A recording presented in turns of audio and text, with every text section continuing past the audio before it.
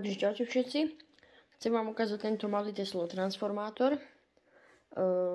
Je vysoký asi takých 15 cm. Určite si pamätáte z minulých videí tie predošlé verzie. Táto je viacej taká pevnejšia, kvalitnejšia, ale robí menšie iskry. Čo je škoda, ale čo už, ale je to pevnejšie, kvalitnejšie.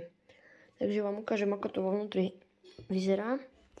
Tuto vidíte baterku, dve 1,5 V tie baterky, čo nám dá 3 V, a to ide do tohto vysokonapäťového zdroja, to je z plácačky na muchy.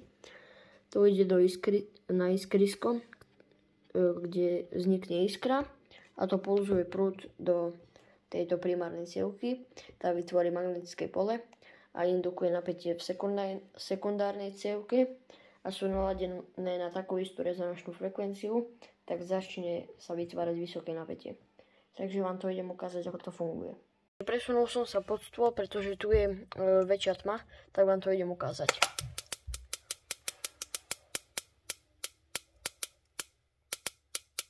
Asi to nevidíte, tak keď to priblížim.